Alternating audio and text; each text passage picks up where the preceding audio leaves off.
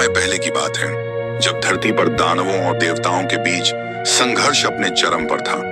दानवों के शक्तिशाली राजा बलि ने अपनी तपस्या और वीरता से देवताओं को पराजित कर स्वर्ग पर अधिकार कर लिया था। बलि के साम्राज्य में दानव अपनी पूरी शक्ति के साथ शासन कर रहे थे, लेकिन उन्हें वो सुरक्षित और अदृश्य स्थान की आवश्यकता थी जहां वे अपनी शक्तियों और खजानों को सुरक्षित रख सकें। इसी उद्देश्य से उन्होंने पाताल लोक का निर्माण किया। पाताल लोक धरती के नीचे स्थित एक रहस्यमयी और अद्भुत संसार था। इस लोक की रचना ऐसी थी कि वहां तक पहुंच पाना किसी साधारण प्राणी के लिए असंभव था। पाताल में न केवल दानवों का निवास था, बल्कि वहां शक्तिशाली नागों का भी साम्राज्य था।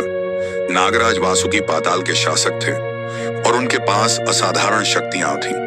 उनके फन पर स्थिर चमचमाते मणि अंधेरे पाताल लोक को प्रकाश से भर देते थे, जिससे यह लोक कभी अंधकार में नहीं रहता था। पाताल लोक में नदियां, झीलें और सोने चांदी के पहाड़ थे। वहां की मिट्टी में रत्नों और बहुमूल्य धातुओं की भरमार थी। दानवों ने यहाँ अपने भव्य महल बनाए, जिनकी दीवारें रत्नों से जड़ी हुई थीं। यह लोक इतना सुंदर और विलक्षण था कि इसे देखकर कोई भी मोहित हो जाता। दानवों ने इसे अपनी गुप्त योजनाओं और खजानों के लिए आदर्श स्थान बनाया था। दानवों और नागों के अलावा पाताल लोक में कई अन्य रहस्यमयी प्राणी भी रहते थे। इन प्राणियों में कुछ ऐसे थे जो केवल पौराणिक कथाओं में सुने गए थे, जैसे कि मायावी राक्षस जो रूप बदलने में माहिर थे, और पाताल के गुप्त रक्षक जो अपने अदृश्य स्वरूप में पाताल की रक्षा करते थे। इस बीच स्वर्ग से पराजित देवताओं के राजा इंद्र दानवों की सफलता से चिंतित थे।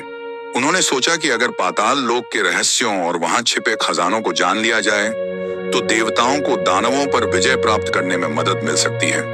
इस उद्देश्य से उन्होंने अपने सबसे बुद्धिमान दूत नारद मुनि को पाताल लोक भेजा। नारद मुनि अपने विनम्र और शांत स्वभाव के कारण पाताल लोक में प्रवेश करने में सफल रहे।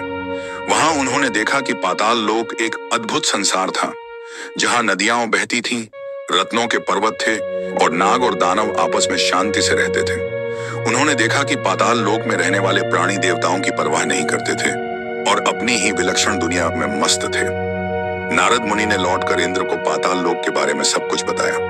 अब राजा बलि सो यज्ञ करके सबसे शक्तिशाली बनना चाहता था। इंद्र ने यह सुनकर इस यज्ञ को रोकने की योजना बनाई। उन्होंने भगवान विष्णु से सहायता मांगी, क्योंकि वे जानते थे कि केवल विष्णु ही इस समस्या का समाधान कर सकते हैं। भगवान विष्णु ने वामन अवतार लिया और दानव राजा बलि से भिक्षा में 3 पग भूमि मांगी। बलि, जो अपने वचनों के लिए प्रसिद्ध थे, ने वामन को 3 पग भूमि देने का वचन दिया। तभी भगवान विष्णु ने अपना विशाल रूप धारण कर लिया। उन्होंने अपने पहले पग में स्वर्ग को मापा, दूसरे पग में पृथ्वी को और तीसरे पग के लिए बलि ने अपना सिर आगे कर दिया। भगवान विष्णु ने बलि को पाताल लोक में भेज दिया और वहां उनका शासन स्थापित कर दिया। आज भी पाताल लोक को एक रहस्यमयी और अद्भुत स्थान माना जाता है। वहां के नाग, दानव और अन्य रहस्यमयी प्राणी अपनी ही दुनिया में रहते हैं, जो पौराणिक कथाओं में एक जिज्ञासा और रोमांच का केंद्र बनी हुई है।